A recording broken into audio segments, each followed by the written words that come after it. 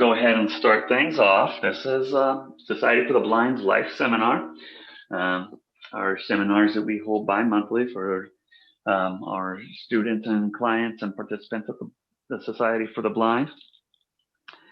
It's life standing for live independent, free, and empowered. And we covered a variety of different topics from dealing with blindness to sports to extracurricular activities to business and job related skills. Um, Today we are fortunate to have with us Laura from Incredible Insights Braille Creations. She is, I think I got that right, and she is a entrepreneur, business owner, and she is going to talk to us about her business and what it's like creating and being an entrepreneur in today's world, and how she, how she does it, and then about her business in general. Um, so I really, I've ordered from her business just recently, and I'm pretty impressed with her catalog. And I talked with her recently, and she seemed very happy and has given presentations before. So I was happy to bring her on and talk to you all. So Laura, if you would like to take over. I'd be happy to. Thank you, Nicholas. Hi, everybody. We have a cozy little group here with us today, and I thank you all for taking time out of your day to join me. And thank you to Nicholas for inviting me to be with you. I really love talking to people about what I do. Again, my name is Laura. The name of my business is Elegant Insights Braille Creations. And as you can tell from the name of the business, Braille might just have something to do with it. It does. We offer a distinctive collection of jewelry and accessories that are all handcrafted, made in the USA, and in most cases, embossed in Braille. Just recently, we expanded the business to also include custom engraving. So we've been in business since 2011, which means this year is our 10th anniversary. So I had wanted to invest a little bit in some business expansion, and I decided that one of the requests I receive on a fairly regular basis is, can you do regular print as well as Braille? I want to buy a gift for a friend who doesn't read Braille, or somebody who has low vision who doesn't read Braille, or I have two friends, one is blind and one isn't, and so I want to buy them both the same thing, but only one reads Braille, so do you do regular letters too? And the answer has always been no. But just recently, I can now say yes. So while the business emphasis has always been and will always be Braille, it has now also been expanded to include engraving. I am blind as a result of an eye disease called retinitis pigmentosa, which someone out there probably knows what that is. It's just a $3 couple of words for a congenital degenerative disease of the retina. So my eyesight has been deteriorating slowly over time.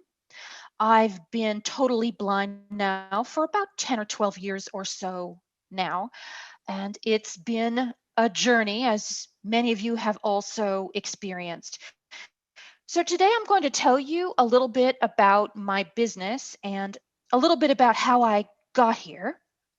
But I'm very passionate about what I do, as you can probably imagine, since most people who start their own business do so because they're passionate about what it is they want to do. And I could talk about business in general or my business in particular. Entrepreneurship is a favorite topic with me, and I could talk about it for hours on end. But I don't want to talk about what I want to talk about. I want to talk about what you want me to talk about. I want to be able to answer the questions that interest you. So I welcome your inquiries. If you want to raise your hand, however, Nicholas, you want to handle the questions, what I'm probably going to do is speak for, a few minutes, give you an overall idea of what it is that I do, and give you an opportunity to ask me some specific questions. And I'm happy to open it up to your inquiries. So think of the questions as I'm going along here, and I will be as forthcoming as I can be. Elegant Insights, as I mentioned, I'm sorry? Oh, I was just gonna speak in on there. So guys, when she gets to the point where she asks you guys for questions, we have a small enough group, so just go ahead and unmute yourselves and then say your name for everybody and then ask your question. Great. Okay. Well, Elegant Insights was started under some pretty sad circumstances. And since it's not a very happy story, I'll keep that part of it kind of short because I think we've had enough bad news this year, and there are enough situations in the world we live in today that one more unhappy story is not going to do anybody any favors. So I'll just say that Elegant Insights was started as the result of a really difficult time in my life. About 12 years or so ago, I married for the first time. Let's just say I wasn't exactly an 18-year-old blushing bride. I had waited till I was a little bit older to find the right person for me, and I found that right person, and we got married. And less than 6 months after we married, my husband passed away. And I was very traumatized, as you might imagine. I was distraught. I was inconsolable. And I really had a very difficult time getting myself out of that very dark place that we go in when we're grieving. And my family was very concerned about me. I just was not coming around. And while they understood I was in a place of grief, I think they were very worried for my general well being. So they asked me to go to grief counseling. And I did not really want to go to grief counseling because what could they possibly tell me, right? I mean, no one can bring back a loved one. And so I went kicking and screaming, but only because my family insisted that I go. So I went through the grief counseling program, at the end of which we had a little graduation ceremony, and I was given a little gift. And the little gift I was given was a worry stone. And if you know what that is, it's literally like a little stone. Some people use a coin, some people use a little fidget item. And it's just a way of giving you something to keep you distracted, keep you focused, keep you mindful. And the person gave me this little worry stone and she pressed it into my hand and she said, the stone is actually engraved with the word survivor. And as I was touching the stone and trying to feel the little engraving, and obviously I'm blind, so I couldn't read it. So she said, now turn the stone over.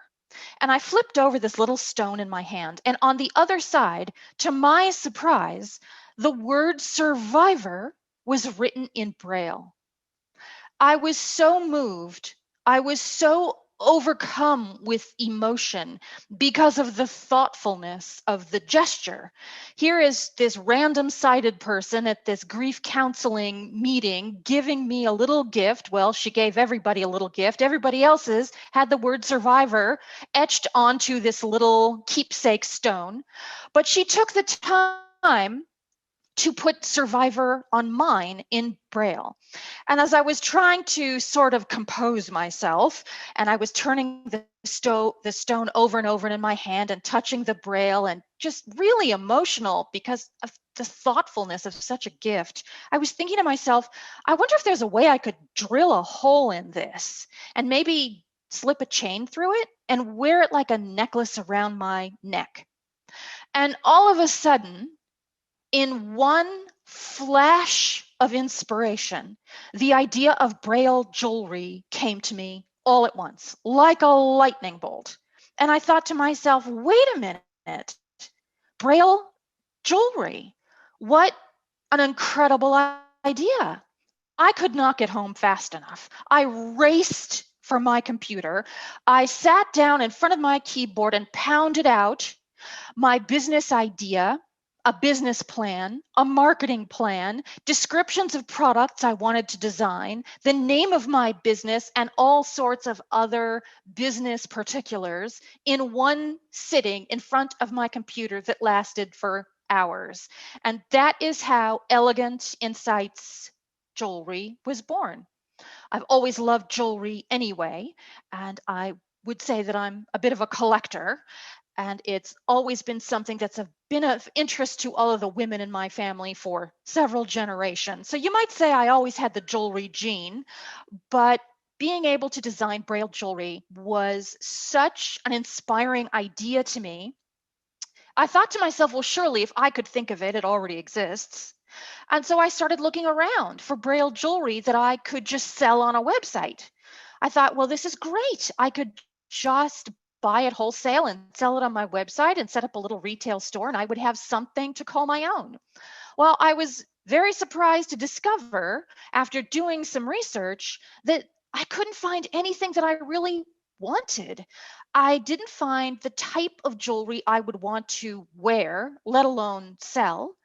And so I started looking at out of country options. I thought, well, maybe somebody in China is making braille jewelry and I could import it. Well, no, I couldn't find anything.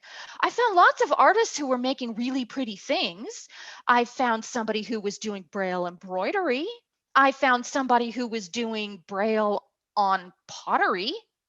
And I even found some people who were doing jewelry, but I couldn't find anything that was what I would want to offer my customers, which was something inspiring, meaningful, inclusive, beautiful, unusual, something that would get my customers compliments, something that was elegant and pretty, that wasn't necessarily about Braille, but that Braille would be part of the story I wanted to tell. So that's how Elegant Insights Braille creations came to be. And now we are celebrating our 10th anniversary, as I mentioned before. We have a lovely collection of traditional jewelry items that you might imagine that you would see anywhere, bracelets, necklaces, earrings. But we also have some really fun accessories like cane charms for your mobility cane or purse charms for your handbag.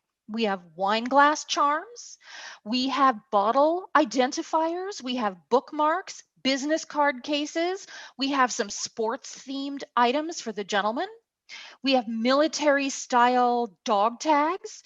We have a great variety of products for men and women, some of which is jewelry and some of which isn't. There are some items for the home. And just recently, as I also mentioned previously, we've added engraving. So we can now do all sorts of custom designs as well as the designs that are already on our website. So I'll just tell you where to go if you want to follow along online. The URL is elegantinsightsjewelry.com. So that's elegant, Elegant, insights, and it's plural. And this is important. So it's INSIGHTS, insights, jewelry, JEWELRY.com. If you go to elegantinsightsjewelry.com, you'll find right on our homepage at the moment, we've got some really pretty things right up front on the first page for Valentine's Day. So we have a pretty heart charm bracelet that's meant to recreate the whimsy of those sweet candy hearts we used to get at Valentine's Day when we were kids. Do you remember those? They were called conversation hearts.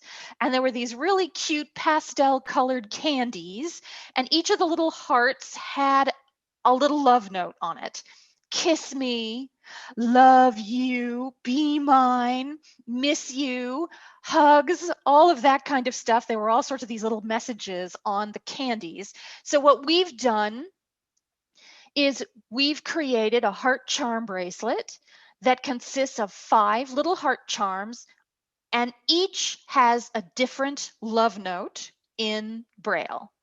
And we've separated each of the hearts with some pretty candy colored pearl beads that are reminiscent of the pastel candies that we used to have at Valentine's Day.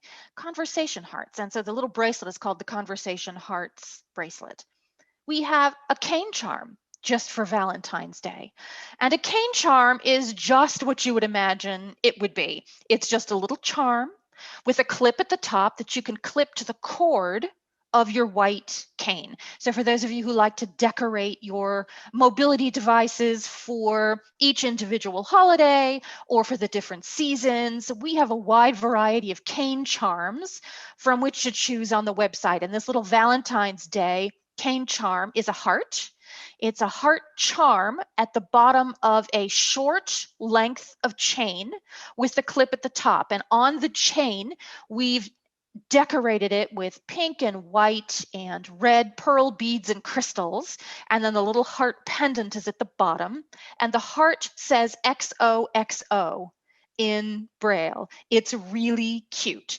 And unlike something like a charm bracelet that has little love messages on it, our little cane charm is less romantic. It's sentimental, but it's not necessarily romantic. So it's the kind of thing that you could give to your sister or your BFF or somebody that maybe you have a little crush on, but you're not ready to propose your undying devotion to. So that is also right on the homepage of the website. And we have a couple of other really sweet things for Valentine's Day. We have a heart necklace that says, I love you. We have a pair of earrings that are heart dangle earrings that say always and forever. So always is written on one earring in Braille, in grade 2 Braille, and forever is on the other earring, also in grade 2 Braille. So even though the earrings look identical, they have different Braille messages, always on one side, forever on the other. So just to give you an idea, the earrings are just $25 and the cane charm is just $20. And our prices go up from there. I would say $15, $20. You can definitely get a few things on our website. And the more elaborate the pieces are, the more Braille, the more embellishments, the more expensive the items get. But there's something for everyone on our website. And I've designed every single piece. I've also written all of the product descriptions, and I also built the website. So when you're an entrepreneur, sometimes you wear all the hats, and I do, with one exception. The only thing I don't do is actually assemble the jewelry. I have employees who actually do the assembly. So all of the inventory, all the sheet metal, all the gemstones, all the pearls, all of the supplies I purchase because as the business owner, I'm also the buyer, the janitor, the official, email newsletter writer. You have to do everything. But my employees actually do the jewelry assembly. And then when you place an order, they're also the ones who actually go to the post office and ship it off to you. So there's a lot involved in having a business, even one as small as mine. There are usually quite a few moving parts. There are quite a few things for which you need to be responsible. And even though I love what I do, designing the jewelry and finding the components to make it are the good parts. Those are the fun parts. Those are my favorite parts. The parts I'm not so crazy about is the part where I have to pay all the bills. As you might imagine, having to pay my employees is always something that makes my stomach a little queasy as I watch the money go flying outward from my digital wallet, so to speak.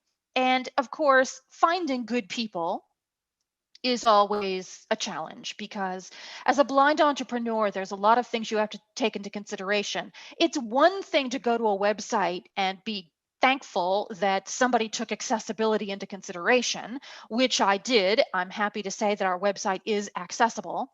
And I've gone to great lengths to write long description, long description, descriptive product descriptions.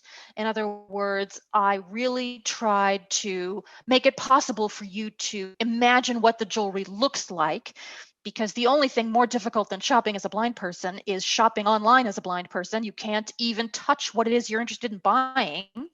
So I've really tried to be pretty detailed and thorough in my product descriptions. But the other aspect of being a blind entrepreneur is that all the tools you need to use to run your business have to be accessible. So the back door, the dashboard of my website has to be accessible to me. The way that I pay my employees has to be accessible to me. The way I purchase our supplies has to be accessible to me. Not every website jewelry supply company that I do business with has an accessible website. So I've had to establish relationships with some of the suppliers where they sit on the phone with me and they go through all of the different parts and pieces that I need to buy and describe them to me. And they have to provide me with personal service so that I can purchase all the supplies I need to make all of your pretty jewelry. Um, I need to know exactly what I'm getting so I can assure you of what it is exactly that you're getting. So all of these processes are, I would say, a great deal more challenging than perhaps you might imagine. As though running a business is not complicated enough, sometimes you don't even know what you don't know until you get into the situation and realize, you know, the last thing you would want is to find yourself dependent on someone else to run some aspect of your business that you are unable to manage yourself because it's inaccessible. For example, bookkeeping. For example, it could be anything. It could be website upkeep and maintenance. It could be search engine optimization. It could be marketing and advertising. You have to be so careful about who you trust to manage certain aspects of your business, and you can never, ever, ever, ever take for granted the idea that anyone else cares about your business as much as you do, because no one does. They're there because you're paying them to be there. You are paying them to care. Other than that, nobody cares. And so you have to be really careful about whether you are the voice of the company, whether or not your mission statement, your values are being represented, whether your products are being showcased in the most positive light. The last thing you want to find out is that somebody who's working for you has done something that has been something less than flattering to your business. And of course, you want to make sure that all of your employees are upholding all of your business practices and quality control. So it's the things that are, I would say, you know, second level business issues that are sometimes more complicated than the business itself. I love that everybody loves our jewelry. I love my customers, especially those customers who are my repeat customers. They love our products. They appreciate our accessible web property. They enjoy the shopping experience. But that's the easy part. That's the fun part. That's where I get to interact with people and share with them my vision for a pretty piece of jewelry that would be perfect for their mom for Mother's Day or perfect for their daughter for Christmas. But it's the stuff that is the boring everyday business stuff that has proved to be more challenging for me. Managing people is always the toughest part of any business because everybody has their own agenda and everybody has their own way of doing things. And I've discovered that if you are a blind or otherwise disabled business owner and you have non-blind or non-disabled people working for you, there's always a bit of a challenge there as to whether or not they feel like they are your employee or whether they feel as though maybe they're doing you a favor. In other words, is this a charity thing they're doing, or are they really mentally accepting of the fact that their boss is a person with a disability? That in and of itself can be a bit of a challenge sometimes, because on more than one occasion, I've had to remind my employees that they are working for me and that they are not helping me do something that I could not otherwise do without them, because I could, because I've seen to it that I could. I've not allowed any aspect of my business to be done that I could not do myself. And that's important. Should you ever find yourself in a situation where your employees abandon you, which they may for reasons of their own, it may have nothing to do with you or your business or anything personal, but people move on, in which case you are on deck. You are the one that has to manage everything until you get some help. And hiring people is not an easy process, and neither is firing people, and you have to be prepared to do both. So that's a little bit about Elegant Insights and a little bit about entrepreneurship. But as I said, I want to give you the opportunity to ask what you're interested in. What do you want to know, so that I can be useful to you? And so I'm happy to take any questions that you may have. And as Nicholas mentioned, I'll also be giving this same presentation tomorrow. So if you think of something that maybe you meant to ask and forgot, I'll be here tomorrow. So you are certainly welcome to come back in and throw your question out there for me to answer tomorrow. So, Laura, this is Nick, and so I found your business from my Twitter account. Mm-hmm. So by going on Twitter and looking up different blind organizations and blind people, at some point in time, I couldn't honestly tell you when, I came across your business, and I've been following you for a little while. It was funny when you were mentioning some of the things. I remember seeing the dog tags, and I actually almost ordered those for Father's Day for my dad last June, and then just got caught up in something and kind of forgot. By the time it was time to do that, I was going to be too late to get him anything. Yeah, I've been following you for a while. So now you talked about like your all aspects of the business. Is using social media and Twitter a good marketing platform for you? Well, yes, it has been, in that, one of the things about social media that I think maybe people don't really realize is that when someone follows you on social media, there is a sort of unspoken, unwritten contract there that they're following you because they're interested in your content. In other words, they are giving you permission by way of a follow to market to them. If you're going to start your own business, I strongly recommend that you have a separate social media account for your business and personal, and never the twain shall meet. Because if your followers on your personal social media accounts are used to hearing you express certain opinions or interact with other people a certain way or show interest in a variety of different things, they're going to be very confused by your sudden tweet or update or post about a business where you're trying to maintain a certain amount of professional distance, where you're trying to maintain a certain amount of professionalism in general. And it's not a good idea to mix the two. You have to decide what you want to be and set boundaries. Do you want to interact with people in a personal way? Then have your personal Twitter or Facebook account and continue on posting, your political posts and your forwards and your jokes and whatever you want. But set up separate social media for your business.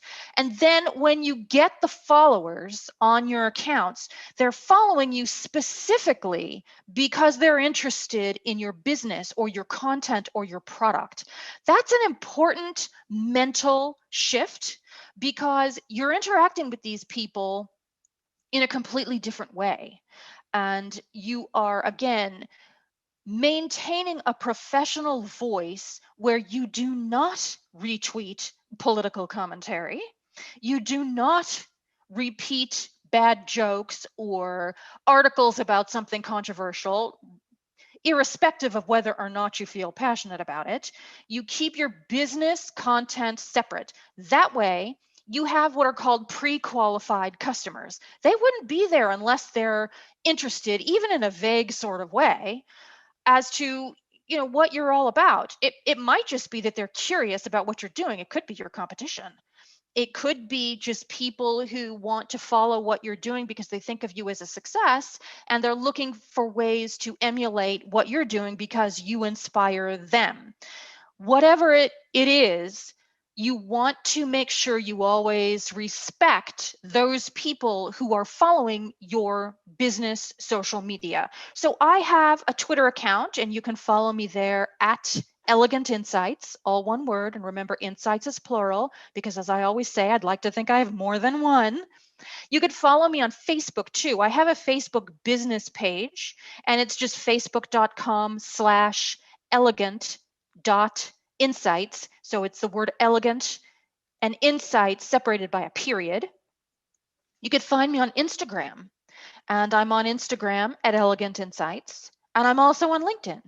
So I'm on LinkedIn as me, as myself, as a business owner, but then I'm also on LinkedIn with my business page, my company page, where I post jewelry articles and jewelry education and interesting events, things I'll be participating in, articles written about me, media appearances, that sort of thing. So I post all of that kind of stuff on my social media, along with lots of pretty jewelry pictures. And I also write a blog. So if you're interested in jewelry in general, not necessarily my products, but if you've always been curious about jewelry terms, how stuff is made, why would somebody want this type of gemstone as opposed to that type of gemstone? Or how can you tell if a pearl is real or fake? That kind of jewelry education you can get by following my blog, because I write about jewelry kind of in general as a way to point out trends, or what are celebrities wearing, or why is this kind of clasp more secure than another type of clasp? So those are the types of things I use social media for. And it's worked well for me because as a small solo entrepreneur, I mean, for the most part, I think of it as just a business I'm kind of running on my own, despite the fact that I do have employees.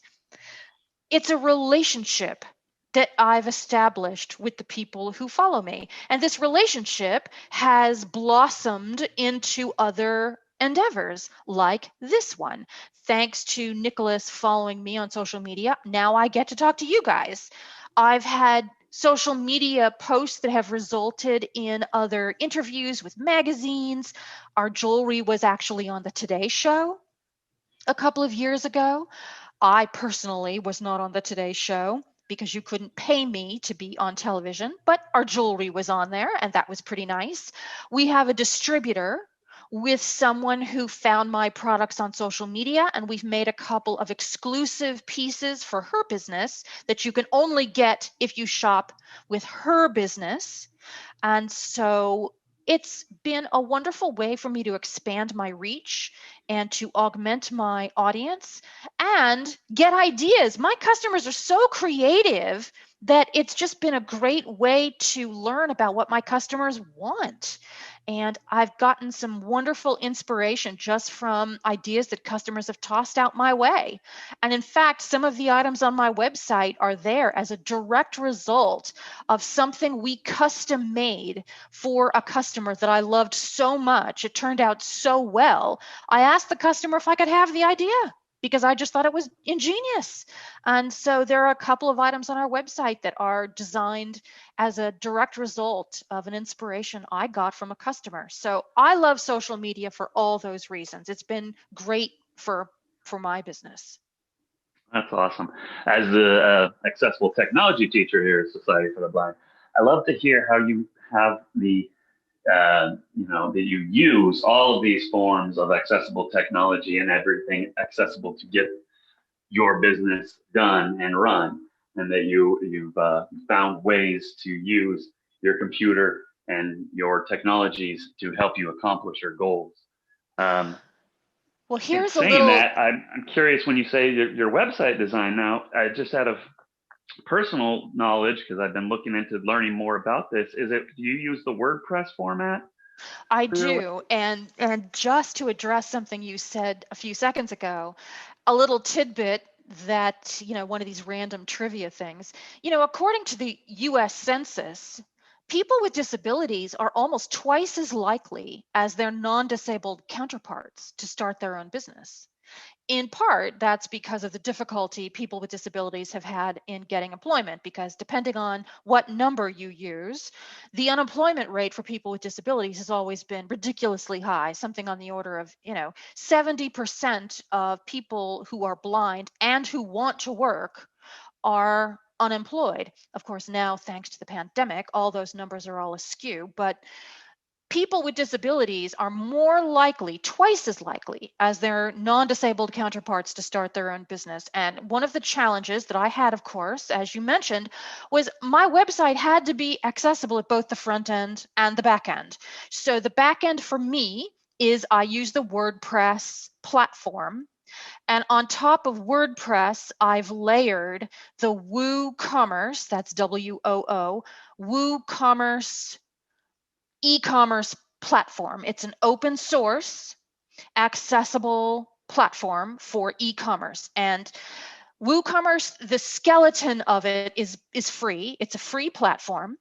If you want to enhance it with any number of other add-ons, all of the plugins and add-ons and extensions, they range in price from $29 to $200, but they're out there, and it enables you to customize the website to suit your own business. And then on top of the e-commerce solution, I've layered the theme, the storefront theme, that at the time I found to be the most accessible for my business. Subsequent to this, which was some years ago now, if I'm not mistaken, WordPress has released the 2021 WordPress theme, which has accessibility built in.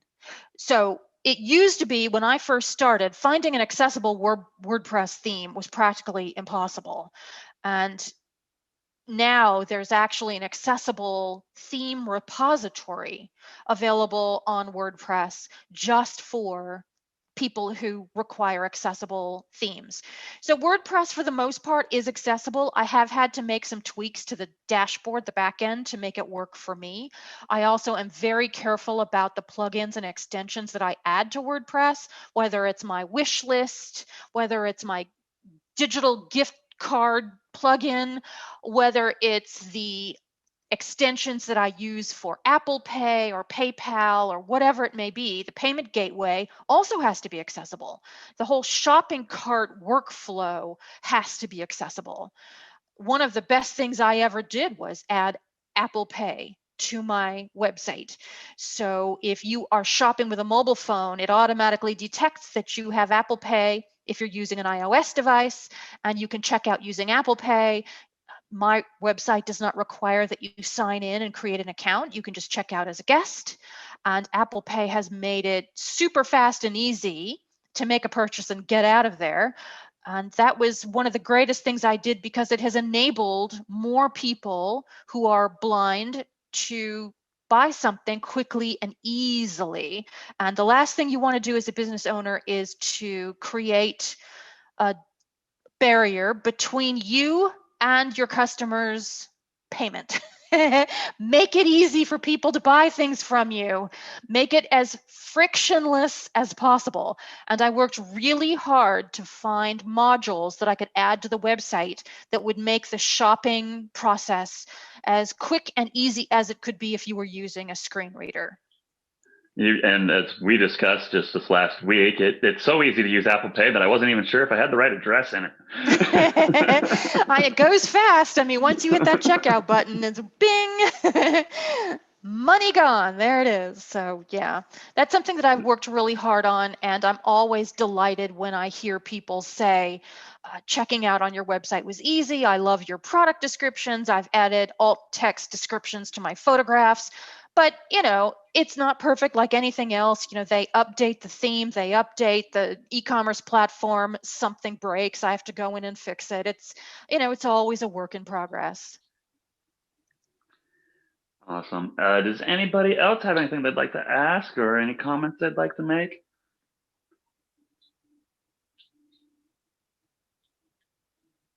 All right. Well, if nobody's got anything they want to add or any questions to ask, Laura, I really appreciate you coming on today, and I will look forward to having you back on tomorrow. And thank you very much. And you did a very fantastic job, so we really appreciate it. Well, So thank you, Nicholas. I really appreciate you inviting me, and I will send you a little write-up of all of my business contact details. So if anybody didn't catch my address, my URL, my email address, I'm happy to provide you with all of that stuff. So if anyone inquires, you can just shoot them off an email with all my contact details.